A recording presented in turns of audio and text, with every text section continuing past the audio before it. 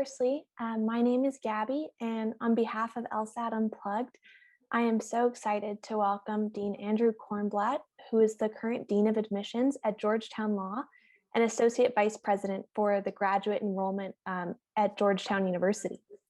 He is a graduate of Harvard University and Boston College School of Law and has been a member of the Georgetown community since 1980. So thank you, Dean Andrew Cornblatt, for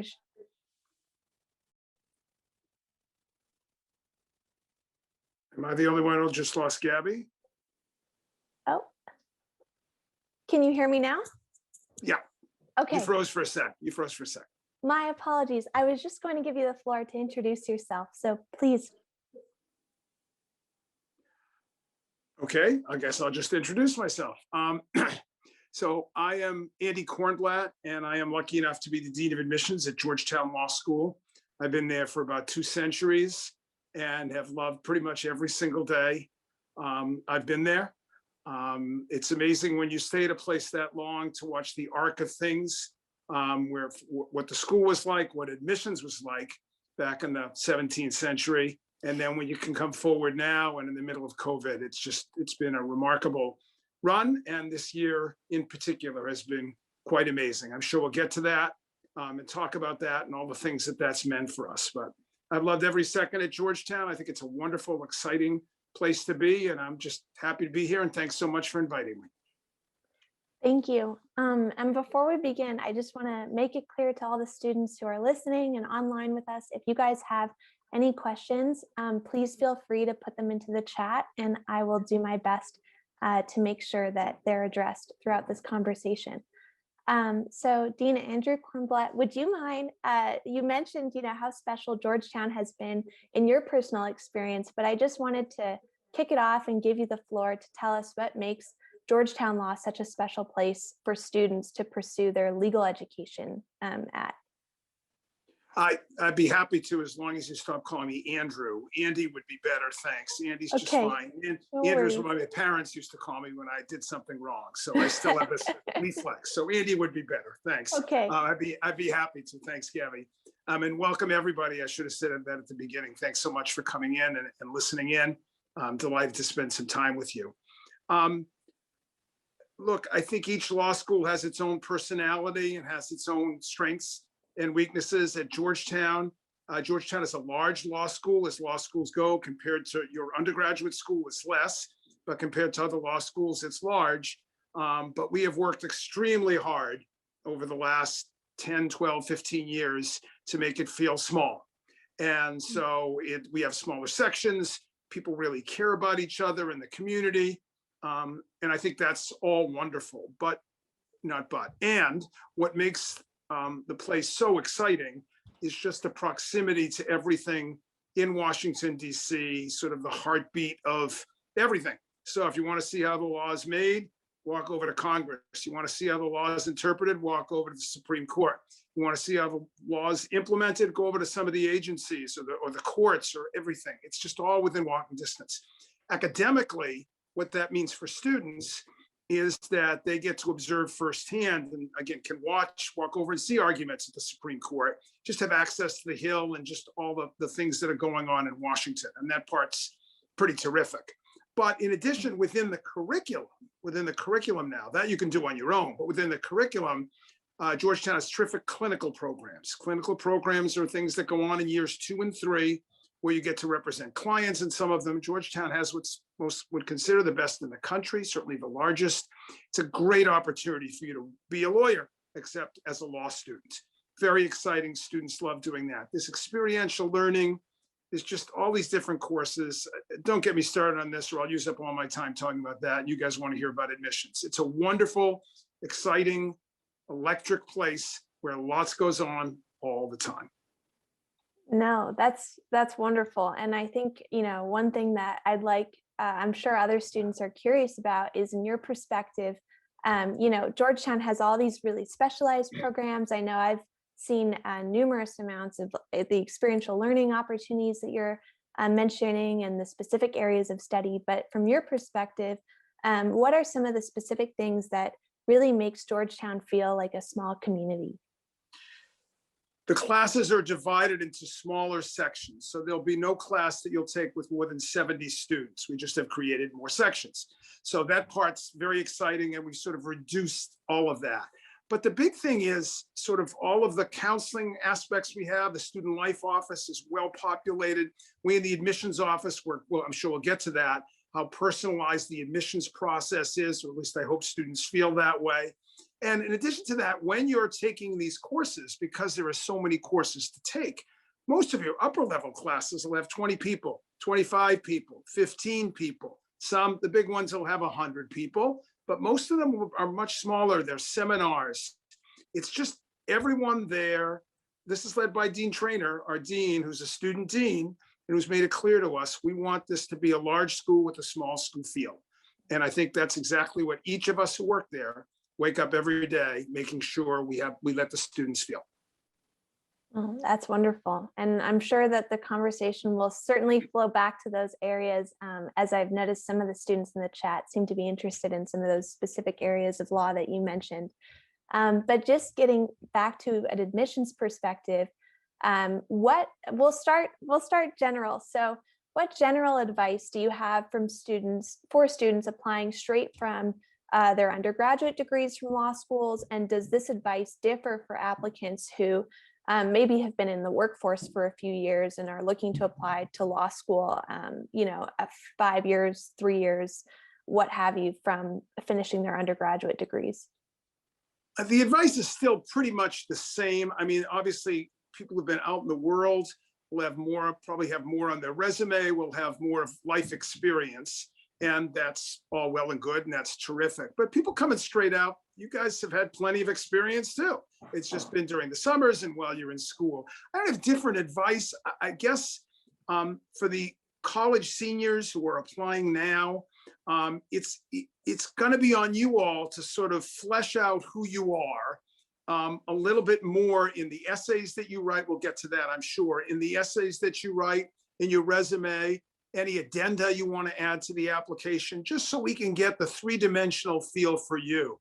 Students who've been out in the world, they've been working, they have different aspects to their resume that seniors in college don't have as much. So that can sort of speak for itself a little bit.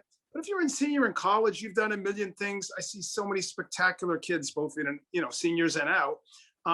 Just every aspect of admissions at Georgetown comes down to one thing. Tell me who the heck you are. And don't just tell me, show me. Tell me and show me who the heck you are. This matters to me, it matters to us, and it's on you, the applicants, to sort of put forward your very best person. I want to learn about you. I want to get to know you.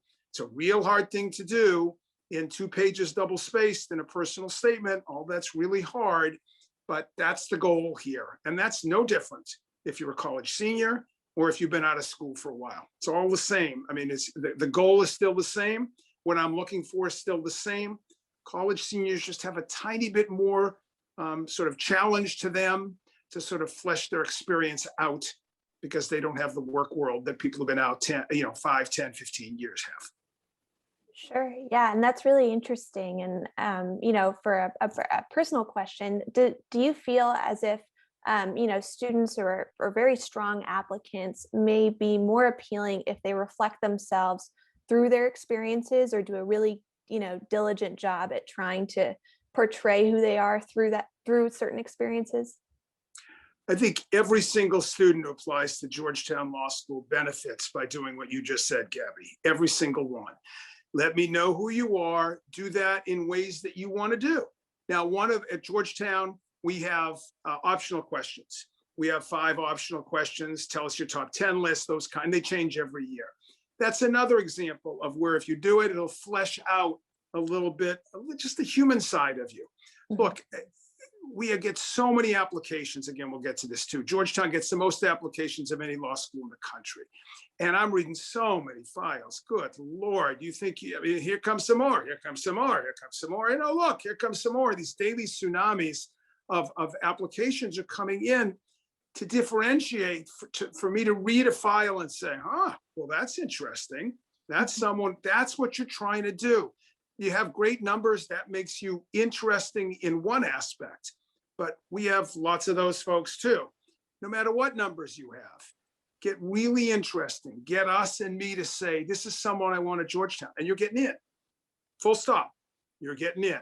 Maybe that doesn't predict, because it's so much more than numbers for us. So how you present yourself and sort of how you come across and how I get to know you is not just lip service. It's easy to say. It's another thing to actually commit to do. And we commit to do it.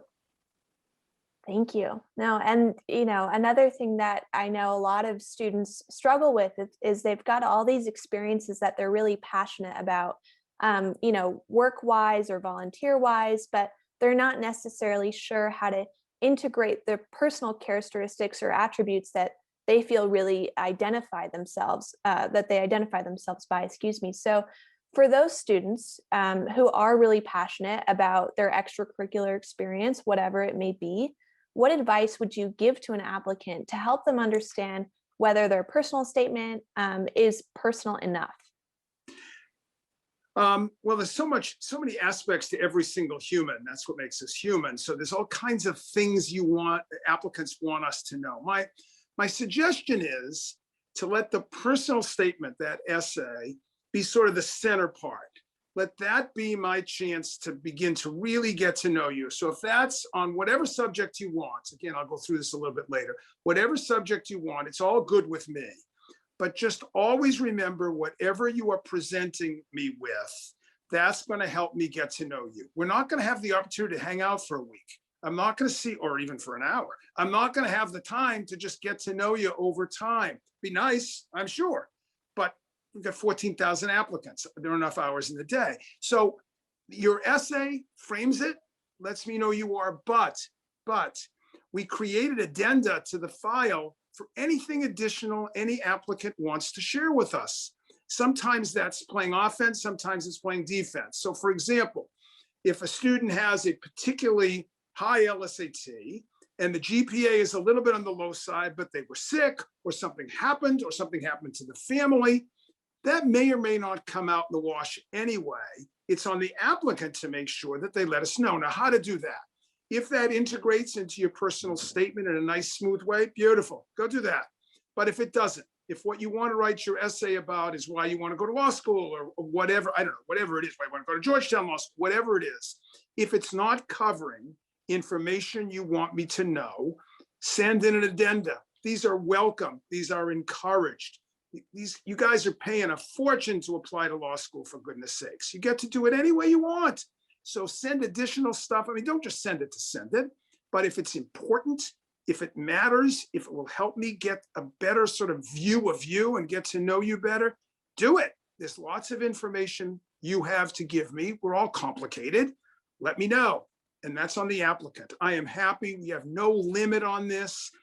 Don't just send it to send it, as I say, but whatever you want me to know, that's what I want to know about you. No, and we'll certainly touch on addendums, and Georgetown offers the opportunity to write an optional statement and diversity statements. But I suppose just on a personal note, let's say a student's interested or really passionate in a specific area of study. Let's say it's health law, because Georgetown has one of the leading health law programs in the country. To what extent should the applicant convey that interest through their personal statement if they are more concerned with just making sure that they've articulated all their meaningful experiences throughout their undergrad in 2 pages? Remember, now we're getting a resume. We also have that. So to simply restate that is not a good use of your time or space or my time, frankly. But if let's use your example, Gabby, health law is something the student is passionate about, has a little experience in, can't wait to study. That's why they're applying to Georgetown. Bingo. That's what your personal statement's about. This is what the applicant wants me to know about about herself or himself. So let us know, find an elegant way to say, I want to go to law school because I want to study health law. And I want to go to Georgetown Law School because you're so great in it. Here's what I've done. Here's what I'm going to do. And, I can't imagine a better fit. That's a beautiful essay. Now, it's all in how you write it. It's all in how sort of well it's framed and how tight it is and how interesting it is. But If there's a particular interest, health law, international law, public service, human rights, criminal justice, the list goes, environmental law, the list goes on and on and on. If that's sort of how you want to, not define yourself, but to sort of highlight about yourself, that's on you. Go do it. But if for example, there's a family thing or a story you want to tell us, and the essay flows with that, but you didn't quite get to that criminal justice piece, and that's important too. That's where I'm talking about the addenda. But if you can synthesize it so it's all in the personal statement, terrific. It matters. It matters. I mean, whoever's listening and whoever will listen, trust me when I tell you, what you write in this personal statement can make a difference between whether you get in or you don't get in, period. End of sentence. So don't be fooled into think this is only numbers. I'm only going to talk for Georgetown. This is only numbers. It's more interesting and more fair than that and more open than that. Thank you for that. And, as we segue towards the optional statements and talking about the diversity statements, for you, what does a balanced portfolio of a diversity statement, an optional statement, a personal statement for students who, choose to write the optional pieces look like? It depends on the student. Let me just, if I can, let me highlight one word, if I can, that is so important to me and to us in everything anybody does. And that word is authentic. Be authentic in this. Be genuine. Be authentic. So if, for each of the pieces of the application that you're talking about, the addenda, the personal statement, et cetera, I want to learn about you, and I want to learn something real about you. So in the diversity statement, if there are aspects of your life and you that you think fit this, that this is something, not everybody comes down the same path. We all come from different places and we all want to go to different places. And you want me to know about how you got here, or you want me to know where you're going. And incorporated in that is sort of your background and sort of what makes you, you. That's a perfect candidate for the diversity statement, to give me that extra light. I'm just looking for light. Give me that extra light into you. Again, we're not going to hang out. I'm not going to have enough time to really get to know you. So you've got to shine the light where you want me to see it. So it's each of these elements collectively gives me a sense of who you are. What I say to students when they write their personal statement, and this would probably go for adding in addenda and diversity statements, when you're done with this, you can give it to somebody else and ask them, if you've never met me before, do you know me a little better now? And if the answer to that is yes, you're on the right track. If the answer to that isn't yes, if you're keeping arm's length, if you're just trying to sort of, get just gonna turn the faucet on just enough, so you can do that. But more often than not, the most successful applicants are the ones who are open and unafraid in how they present themselves. So that's what I would highlight: authentic, open, unafraid. That's how I get to know you. And that's on the applicants to try and open it up as much as they can so I can learn about them. No, and I love that word authenticity that you've used. And, through speaking, one of the things that personally comes to mind is vulnerability when you ask students to be open and honest and unafraid. So perhaps for students who need to write an addendum because they've had something very personal in their life that has really detracted from their ability to perform to the level of academic performance that is typical of Georgetown students, what would you advise them in terms of writing an addendum but not making it sound perhaps like an excuse? Right. I think that's right. Again, I guess this is the differentiation between explanation and excuse. And I think it just, if I want students, look, when you're open and unafraid, that doesn't necessarily only mean that you're just playing defense. I know this looks bad. Let me explain to you why this looks bad. That's great. I mean, I want to know that. Of course I do. But the most effective addenda and statements like this are the ones that sort of explain and then sort of turn it into a positive, turn it into a motivator, turn it into a future looking part of them, not just, I didn't do well because this happened to me or happened to my family or happened to my best friend or something like that. I want to know that. And that's important as I sort of analyze the numbers. But because this is so much about the people, not just the numbers, I want to know everything about you and how that's going to sort of make you going forward, help you go forward to do really terrific things. So again, it's all just part of the getting to know you phase of this. It's all just part of me wanting to know, just tell me who the heck you are and what you know, how you, what you're looking, where you've been and where you're going. I guess both those things are important too. Yeah. And, I think you highlighted an element of growth in showing, this was a, not ideal scenario, but this is the positive that came out of it. And so one of the things that I'd like you to touch on perhaps is the difference between how the admissions committee, might view an optional statement versus a diversity statement, because Georgetown offers multiple opportunities for students to portray themselves, and I'm sure many students are wondering, how do I intentionally make sure that I'm communicating what the admissions committee would like to know about me in these different statements? I got to think about it because I don't sort of divvy it up that way. I mean, it's a terrific question. I'm not saying it isn't. It just, for me, when I read these files, it's just the whole picture. And you know what?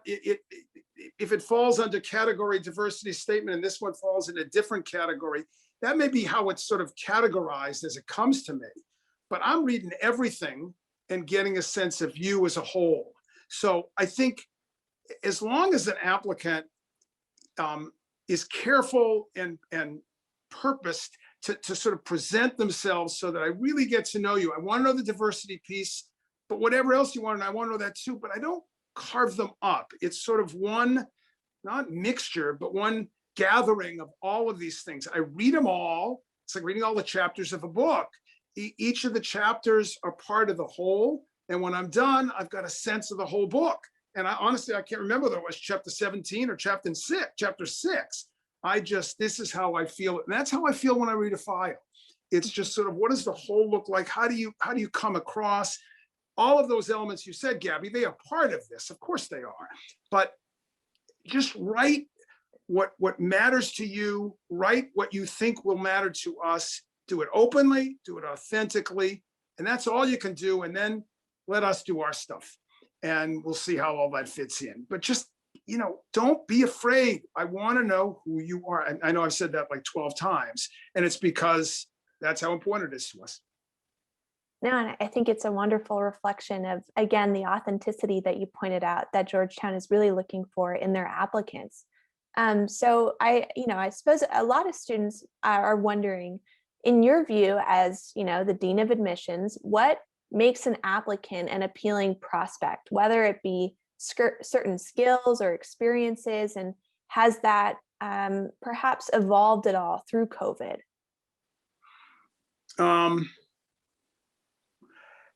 Boy, it's a hard one to answer. You kind of know it when you see it, Here's what I think.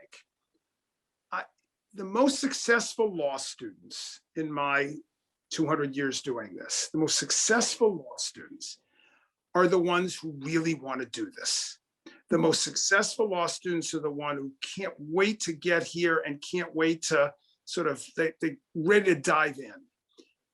Likewise, not every time, but disproportionately, the number of least successful applicants are the ones who don't really want to go to law school. They're just sort of doing it for a different reason. Now, that's changed a lot. Most of our students now, back in the day, I don't know what else to do. I guess I'll go to law school. Well, law school got real expensive. It got real expensive. And so to spend all that kind of money to sort of fall back, no thanks. I'm not that nuts. I can fall back and not at 60 grand a year. I don't have to do that.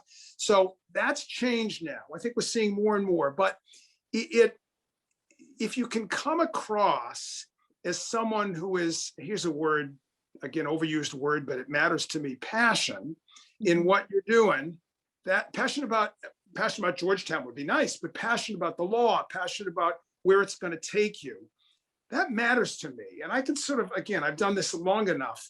I kind of, if you as the applicants can get that across, that's a real good place to be. Because as I said, this is not just at law school or being lawyers. I think that's probably true of any job I can think of. Gabby, you look like you really love the heck out of doing this thing, and it comes across when you do. It's a little hard for me to contain my enthusiasm and energy for this job. I love this job 200 years later. It's a great job. I wake up, who do I thank for getting me this job? It's great. And if you come across that way, I think that's when people, as law students and as future lawyers, I'm on the lookout for that. It's not make or break, true or false. It's not like that. But if you can get that across in the optional statements, get that. We do some interviewing. If you can get that across, that matters to me. You bet it does. And one of the reasons I think, I don't want to go too far afield here, one of the reasons why this year has been a year like no other, and that's an understatement with COVID. You mentioned COVID. I think people are watching what's going on in the world and realizing how law and lawyers are involved with just about everything.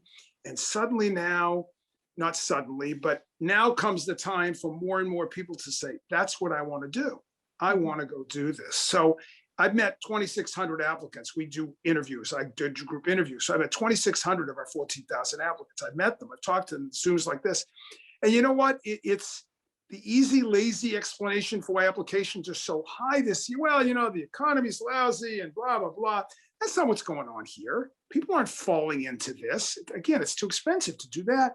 People are ready. They're motivated. They want to do this. They're watching. They went through this election. They see what's going on in the streets. All of this, again, I'm not taking sides, although I have definite sides. I'm not taking sides, but these are people these students are motivated. When that comes across, man, I love that. I love it. It's exactly what we want. I think that's one reason why Georgetown has so many applications, 14,000 this year. We're up 40%. That's never happened. And that's to us anyway. It's the most, because that energy, that's sort of, I want to be where it's going on. And when that can come across in an application, to get back to your original question, Gabby, when that can come across in an application, that's terrific. That's great stuff. Mm-hmm. No, certainly. And one of the students in the chat actually mentioned their interest in immigration law, and specifically immigration law clinics. But this question isn't necessarily on behalf of that student, but I'll use them as an example. So a lot of students that you're mentioning, they're realizing this year, law is something that I want to be part of. That's a career that I want to join. And so perhaps for students that know what direction per se they'd like to go towards, which is law, whether it be immigration law, for an example, but don't necessarily know or can't articulate specifically what that career might look like for them, what advice would you give to that student in conveying that passion through the personal statement, but not for a student, I guess, who's not necessarily sure specifically how to get there? Yeah, and you know what, you've just described probably 60% of the applicant pool, and they are, you're exactly right. And we get lots and lots. The passion doesn't necessarily have to be for the niche you want to do. I want to do criminal justice. Let me tell you why I want to do criminal justice. Let me tell you what I've done with or immigration or whatever it is, human rights, whatever it is. That's nice if you've done that. That's terrific. But if the passion is the law, tell me, sort of in an uncliched way, there's this word authentic again. Tell me an authentic way. What brought you to us? What brought you to me? How come? And if as you talk about this, it doesn't have to be, this is the thing I want to study. People change their minds all the time. They decide later on. It's all good. That doesn't make any difference for us. But the passion can come across by just, I want to do law. I'm not quite sure. I think I might want to do this. Just walk me through what brought you here. And, just animate how you write. It's a nice word, I think. Animate in how you write, how you are. That's something that will catch people's attention and catch my attention. So I'm not worried about the specific, you got to know what you're going to major in law school. Law schools don't have majors, and you'll change your mind anyway. But if you've been out for a while and you have experience in this, terrific. If you don't, that's just as terrific. It's all good. Wonderful. No, and you keep bringing up authenticity and honesty, and I think that all plays into vulnerability too. But if I may summarize this correctly for those who are listening, don't be deterred by not knowing specifically how you're going to get to a career in law. Just be, I guess, confident in your interest or passion towards a certain subject. Would you say that's accurate? Yeah, I would say it's, if you put that in bright colors with 3 exclamation points, I'm in. Perfect. Okay, Yep. wonderful. And another question that's perhaps not one that you're used to, I'm not sure, but is many students struggle, of course, with this when to go to law school. And I know that by the time they come to you, they've decided I want to apply at least. But in your perspective, for those, especially right now, who are considering entering the workforce for a few years prior to applying for law, what advice would you give to those students who are deciding right now whether they're ready for law school or maybe perhaps whether they should wait for law school, just given the current circumstances? I think your mind's going to change. You're going to go back and forth. I think if you're not sure, wait. Mhm. But I say that with one caveat. If, let's say we're in the next cycle, not the one we're in right now, but where you want to begin in fall of 22, which I suspect most of the people listening to this, that's where they would fall. And you can't decide if you want to begin in fall of 22 or 23 or 24. You're just not sure right now. You can't quite get a handle on it. My suggestion is, if you're genuinely conflicted, if you're not sure you want to wait, you think you might want to begin this fall, I would apply, hopefully get in, and then defer your acceptance for a year and go do what you want to do. What I would be a little bit nervous about if I were an applicant, this is only if you're undecided. If you know you want to wait, apply and wait and apply. Don't apply and wait. Apply, wait and then apply. But if you're not sure, the world may look different to you in February or March than it does in August, let's say, as you're wrestling with this decision. I think to keep the options open, if you genuinely don't know, keep the options open, but only go when you're ready to go. Don't go before. You may not know that in August, but you'll know that in March or April of the spring right before. You'll know that then. If you apply, again, just talk about Georgetown. If you apply and you get in, we'll defer you if you're not ready to go, but you may be ready to go. It just doesn't look that way now, but it could change. That's the advice I'd give. I think only go when you're ready and only go when you can make it work financially. But because that's a huge part of this, obviously. But if you're unsure, and if you think, you know what, I could wake up in April and I could be all psyched to go and I don't have anything else I want to do. That's what I want to do. Keep the option open. Most law schools will let you defer. We surely will. Maybe not for 2, 3, 4 years, 1 year, but it's good to keep your option open. Oh, that's wonderful. Thank you. And I'd like to get back a little bit to this COVID piece. And so could you speak perhaps to how Georgetown Law has navigated COVID-19 this year and how that's looked for students and what you expect that to look like next year in 2021? You mean irrespective of admissions? You're talking about the school itself? The school itself, sure. And Yes. perhaps you can also speak to the admissions piece as well. Yeah, you don't have enough time for me to speak about admissions. I'll be going for about 3 days. It's been so interesting. So I'll try and be brief, which is hard for me, but I'll try. School-wide. I can't begin to count the number of Zooms I have been on with the administration at Georgetown Law School as we're trying to find our way through.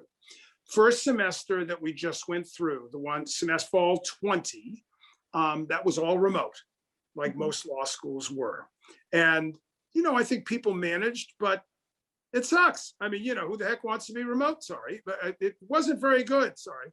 It wasn't very good is what I meant to say. And so, we got through, students learned, but that's not the way you want to do anything, for Pete's sakes. This semester we're in right now, there's been a little bit of hybrid learning. There have been some small classes. You take a big classroom and you take 1/3 or 1/4 or 1/5 of the population and you spread them out in the classroom. That's what's gone on so far. I think no school has been terrific with this, but it's been pretty damn good. And I think students are antsy and miss all the things that everybody I'm looking at, everybody's listening to this misses, no difference between law students. I think we've managed okay. But in the fall coming up now, the fall of 21, I am we are all so ready. It's too simplistic to say turn the page. We are so ready to sort of be able to say to students, we expect people to be in Washington. We expect that we will be, again, I'm not declaring this, but we expect that we will be in person. We expect you to be vaccinated, and let's rock and roll. I think that right now is the plan. Everything's gonna move. You've got, public health guidance, you've got the city of Washington, you've got the Maine University, but our feeling right now is, and our attitude is, see you in the fall. And I mean, literally see you in the fall, and not over this thing, but see you in person in the fall. That's our plan. And I expect that's what's gonna happen. We could get a setback or two, I don't know. On admissions, I should take a breath here. Sorry. Was there another? Can I just keep going? Gabby, is that okay? Please keep going. Yes. Good. Love Yeah. the passion. We're going to take more than 60 you to slow me down anyway. So on admissions, I've never been through anything like this. And so there was how we finished last spring, this year's entering fall 20 class, and the year we're in right now. I remember when I left my office on March 10th or 12th, whatever it was. I remember when I left the office. I remember I got the staff together, and we all knew we were going to go home. We didn't know we were going to be home for, 16 months, for God's sakes, but we knew we were going home for a while. And I said to everybody there, how we treat and react and connect with applicants will determine how well we do. So memorize what I just said to you. I want every single admitted student, every single applicant, but particularly admitted students. Remember, we're in the spring now, we're dealing with admits. I want everybody to feel welcome, and I want them to feel important. You can't do that in person. We're going to figure it out. So we all got in front of these damn screens, and we did lots of Zooms. Every Monday, I sent a video to all of our admitted students. Every single Monday. Mondays with Dean Andy. That's what it was, still is, to all our admits. Here's what's going on. Here's what we're thinking. Have you met my children? Here's this. What do you think about that? And that connectivity, Gabby and everybody listening, was just critical. So that brought us to the finish line. We had a great year. We were all good. Now comes 2021, the year we're in right now. Same principle holds, but now I've got the fall. And the fall is when we sort of reach out to applicants. No one's admitted right away. So it's about meeting and talking to and doing stuff like what we're doing now to applicants. We all chose to view this as an opportunity. Zoom, like I say, is not a great thing, obviously, but it does allow me to reach out to people all over the world and never leave my dining room. And I thought to myself, sorry, I was going to use a bad word. The heck with we're not going to reach out. The heck with that. No bloody way. So what we did was I reached out to all of these undergraduate schools and said, you know what? I'm ready to walk into these kids' living room. Put me in, coach. Let me talk. And so I wound up going to all 50 states, talked to a whole bunch of folks. That was grand. I went to 50 states, several foreign countries or whatever. That was grand. Now came part two. Part two was once people applied, we do group interviews at Georgetown Law School. And by we, I mean me. We do group interviews. I used to meet with I met with 10 people at a time in the big cities. So I go up to New York. If you were an applicant and you lived in New York, we invited you to this law firm. I hung with you for an hour. We did something that I'm not going to tell you. We did something. And then I made notes. And now you became more of a person to me than just a file. We did the exact same thing, but we did it this way. So I do groups of 8. I've met, as I said to you, I've met 2,600 applicants. I've done 350 of these with 8 students each. I've been to 6 continents. I've been to 26 countries, 50 states, and I haven't left my dining room. It's been terrific, absolutely terrific. That's how you got to deal with this. And now we've got all this Zoom stuff. So I'm hoping that people will feel welcome at Georgetown and feel a part of this. But man, did that just get more important as time goes on, because everyone's sort of isolated and behind these darn things. No hugs, no shaking hands, for God's sakes. What's life come to without hugs and handshakes or whatever? This is how you got to do it. You got to electronically hug people. You got to be there for people and connect with them and make them feel like they matter. That's true any aspect of life, but in the middle of COVID, it's never been more true. Now I'll take a breath. Sorry. No, this is great, and it continues on this theme of just how personal the application process is for Georgetown Law.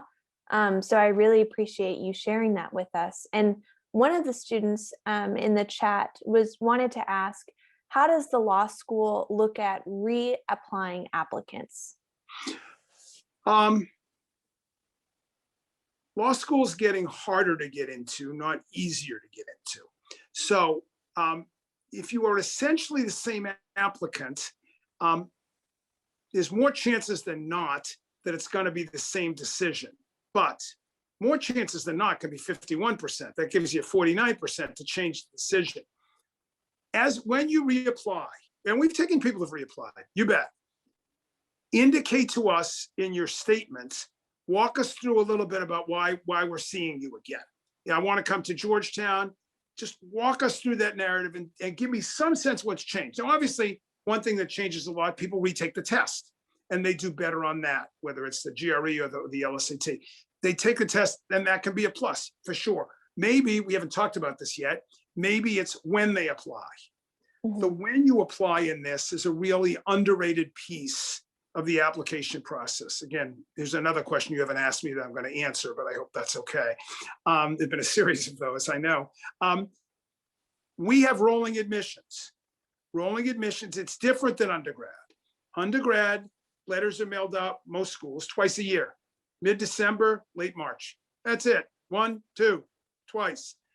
At Georgetown Law School, most law schools, but at our law school, we have rolling admissions. You apply, your application's complete. We make a decision, we let you know. We're not hanging out, we're not waiting for you. You're not waiting on us, we'll let you know. What that means is the sooner you apply, the better your chances. Just picture a Zoom where there are 25 squares and you'd love to be one of the 25. And you come to Gabby here, who holds the key to the whole thing. You say, Gabby, I'd love to be one of your 25, please. And Gabby looks at her 25 and look, there's only one person on that 25. Gabby's got 24 squares. Huh.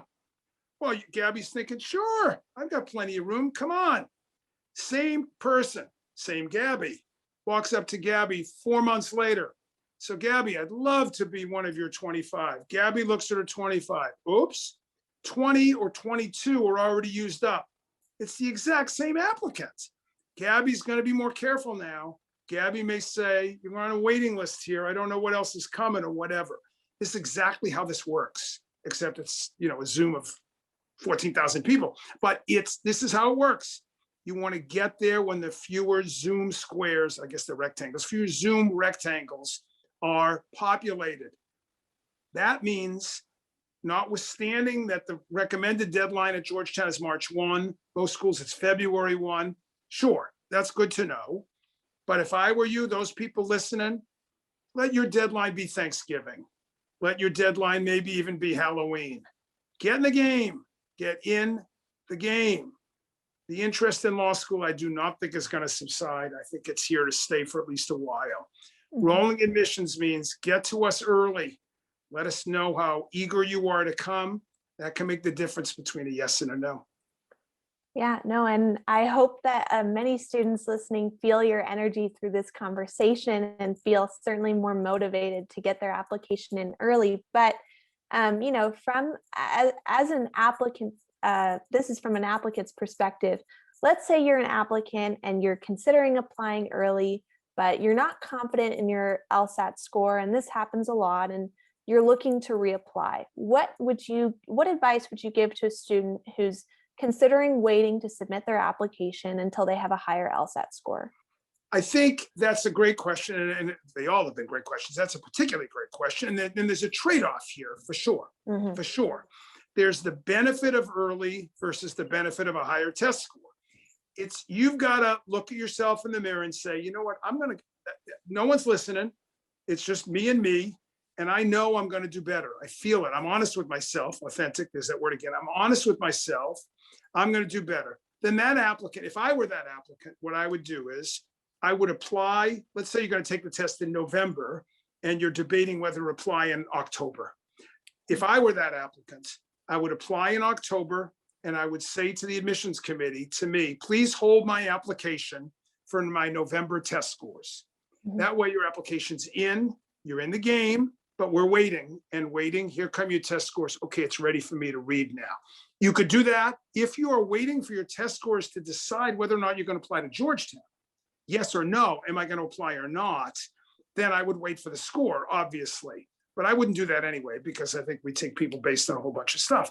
But I would, for sure, if the better test score will help your chances, make sure I know you want me to wait or wait to apply. That's okay. The difference between October and November is not what I'm talking about so much. I'm talking about the difference between October and February, the difference between early November and late January. That's when these things tend to come pouring in. And sort of, if you got your seat at the table a little bit earlier, that's more advantageous for you. I have a question on the chat just regarding that note. Do applicants email admissions to let them know to hold their application? Yes, yes. Okay. Yep. Okay, wonderful. Thank you for that. And yeah, I mean, in terms of rolling admissions, other than LSAT scores, are there any other trade-offs that come up often for you when you're speaking to students as to giving them advice as to when to apply or telling them to apply early? In most cases, the early wins. Test scores is one, and for college seniors, that 7th semester, that fall semester of their senior year, if that's going to be a terrific semester and sort of cement the trend in the grades and all of those kind of things, then again, that's another case where I would apply in early December and say, please hold for my 7th semester or first semester senior year grades. That can have an impact. We're happy to see that. Other than that, maybe you're finishing an internship. Maybe you'll be getting a letter of recommendation that you're not quite ready to get in October, but you will be ready to get in December. Again, it's not hard and fast. There are cases where people might want to wait because I can send you this if I wait, but I can't send it to you if I don't wait. Then it's better to wait. That's absolutely fine. No problem at all. I'm just saying, my point is only if it's all the same to you, if it's just when you're going to get down and doing this, and when you're sort of going to get focused to turn the application, it's going to be the same application in early November that it will be in early February. Early November wins. Okay. No, thank you for that. I appreciate that. And I realize we're a bit early on time. So if there are any other questions in the chat, please. Oh, yes, there is. Does Georgetown offer housing stipends? We do not offer housing stipends. No, we don't. We have scholarships, and you can put that towards the housing, but we do not do specifically for housing. We do not. Wonderful. So because there's extra time then, Dean Andy, would you mind speaking to the scholarship opportunities that Georgetown offers and perhaps how the admissions committee evaluates applicants who maybe are scholarship prospects? We are right in the middle of that. Thank you very much. Right now, as we're doing, this is my break tonight. I get to hang with you guys. And when I'm done, unfortunately, I'm back to that. No, I like that. That's fine. Look, here's what happens. Once you are admitted, nothing happens financially. The decision is made irrespective of need, irrespective of your financial situation. It's completely need blind. I have no knowledge of it. And, maybe in a personal statement, it comes across. It's of no consequence to me in terms of getting in, whether you can afford it or not. Once you are admitted, there's 2 scholarship routes to take, or 2 scholarship routes that you can take if offered. One is need-based, one is merit-based. The need-based is done by our financial aid office. It is done sort of based on all sorts of aspects. I strongly suggest all of you sort of go online and you'll see it explains and talk to people there. That's a need-based thing that most applicants have a pretty good sense of. For the merit-based scholarship, once we have the pool sort of organized and almost done, and that's usually February, late January and February, I will look at that pool again and offer scholarships to particularly attractive applicants to us. It is not capital N, capital O, capital T, not strictly numbers based. It is not, you get scholarships if you're 175 and you don't get it if you're 171. No, no, no, no, no. It's not like that. It basically becomes sort of another admissions process where I look at the total pool of admits now, not applicants, but admits, and see those students who would provide so much to the school that we are prepared to offer them a merit scholarship to come. So there's the need-based, there's the merit. The merits go out sort of an ongoing basis. And people can ask us for it, we'll respond, but basically it's we'll let you know whether we're going to be offering you a scholarship. Now there's need-based, there's merit-based, and then you marry the two, and those are our opportunity scholarships, where those are our highest need admits, and those are the very best of those highest need, and we combine the two scholarships together. So believe me, I understand how important finances are in this. Believe me, I know that. And I know that there are plenty of plenty of people who would love to come to Georgetown, but we've got to make it affordable for them to come. I couldn't get that more. It's impossible to get that any more than I get that. And then it just becomes our ability to do so. We don't have unlimited funds. I can't do that for everybody, but I can do that for a fair amount. And that's what we're in the process of doing now. Once you're admitted, I want you to come. What I say all the time to admitted students is once you get that email that begins with that delicious word, congratulations, you're one of us now. You're a Hoya lawyer. That's who you are. And we consider you that from the day you're admitted. You won't all come, but man, we hope you will. And we're going to make you all feel welcome and important. And part of the way you can do that is to make it financially feasible. We work hard at this. Believe me, Gabby, I know how important it is to everybody listening, the finances of this. Believe me, it ain't cheap. No one wants to borrow huge amounts. That's absolutely right.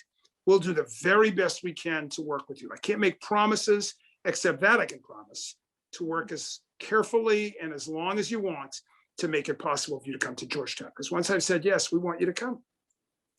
Yeah, thank you for that. Because I know that, financials are certainly top of mind for many students. And so one of the other questions that I got was, in terms of, speaking with admissions advisors or perhaps student ambassadors, how do you suggest that students go about doing that if they know they're interested in Georgetown law, but they're not necessarily sure what questions to ask or are nervous in talking to admissions advisors? And if so, when is a good time to reach out for those conversations? I think in the first instance, the first suggestion I would have is to pay attention to when we do information sessions. So that's an easy, not anonymous exactly, but a sort of a way to sort of gather information. Unfortunately, it's like this. Hopefully, at some point, we'll be doing it in person. Go to info sessions and listen and learn all the things we have to talk about. Most of those info sessions are frankly about admissions. What do I look for in a personal statement? How much do you weigh the LSAT? How much do you weigh this? How much does this count? All of those things, because at that point in the fall, it's about getting in. As time goes along, again, anybody should feel free to send us an email. We're so busy. We just won't be able to get the one-on-one like you and I are doing, or I'm doing with all of you guys. That won't be possible yet in the fall because we're trying to reach as many people as we can. But as the season goes on, particularly, as the application season wears on, we will try and be as available as we can. We do it mainly by groups. When you've got an applicant pool our size, you've just got to do it that way. But as January becomes February and December becomes January and February becomes March, we'll have an opportunity to do more and more of these, particularly for students who are waitlisted, students who are admitted. Those are students that we will do whatever we can. I can't promise all one-on-one, but we'll have plenty of sessions. And any other questions, you should just email and feel very comfortable doing it. We're great with that. No problem. Thank you. Yeah. And you certainly have done a great job of really emphasizing, again, how personal this process is and how comfortable you guys try and make students throughout the application process. So I really appreciate that perspective. And in the last few minutes here, if there's any other last minute burning, recommendations or suggestions you have for students, personally, I'd love to hear them. I'm out of questions for tonight. I typically, they come half an hour later, they just come flooding, unfortunately. But Or if there's any last minute questions on the chat, I'll watch out for that as well. But I'd just like to give you the last 5 minutes here. I'm going to say to the group that's listening and to anybody who'll be listening down the road, what I've had the pleasure of saying to a lot of the students I've interviewed along the way. So I'm just going to say this has got nothing to do with admissions, but you said I could, Gabby, so I'm going to do it. I'm going for it. Let me just say to everybody who's listening, everybody who's thinking about this thing, good for you to want to to think about becoming a lawyer. Good for you. You don't need me to tell you that, but I'm going to do it anyway. Good for you. Last 14 months, man, have we learned a lot. And what we've learned, as I mentioned before, is that law and lawyers are involved with just about everything that's going on in the world right now. That's why we need you to do this. We need you to be ethical, commit to justice. You go to a great law school, hopefully like Georgetown. We'll coach you up, and then you go out into the world. And as you go out into the world, here's what I know. You're going to do something that will matter, something that will be important. In the darkness and fog of COVID, it's incredibly easy to in the admissions process, it's incredibly easy to lose sight of what the heck you're doing here. And what you're doing is great stuff. Come the fall, all that fog, or at least most of it, trust me, will go away. And then you will be on your way. In a COVID world, just think how musical the words "on your way" sound. How terrific and fabulous does that sound? Go do it. For people who want to do this, what I've said to our students, I'm going to say to everybody listening now, those of you who want to go do this, it's as though each of you individually has decided that you want to run into the burning building. That's what you want to do. You want to run into it, not away, into it. Except guess what, folks? We've learned there are about 1,000 burning buildings. There's lots of burning buildings. That's why we need you. Don't get waylaid. Don't do it some other time. This is the time we need you to do this. Go do it. I'll be happy to read your applications. I'll be happy to say yes, and then you're on your way. But good for you to want to do it. Good for you. Thank you, Dean Andy. Some of the themes, I came away with in this conversation was just, words that come to mind are genuine and passion and motivated. So thank you for giving us those takeaways and for your time and for sharing your perspective. It was certainly really valuable for me to hear all your insights. So yeah, I can't thank you enough personally and on behalf of the other students. Thank you. Great. Well, thank you for having me. I'm available anytime. Let me know I can be helpful. And thank you all for listening. And thank you, Gabby and the staff for having me. I'm really appreciative of it. It's a great opportunity. I love this job. And each year we get a different pool, and each year we get these terrific, terrific students. For those of you listening right now, I can't wait to read your application. You be sure and let me know if this is how we met for the first time, and we'll become bros. You wait and see. We will. Thanks for having me. Good night, everybody. Thank you. Thanks so much. Bye now. Thanks for tuning into the show. Please subscribe if you haven't done so already to be notified of new episodes as I release them. And feel free to reach out if you need anything at all as you move forward with your prep. I'm happy to help however I can. In the meantime, I'll wish you all the best and take care.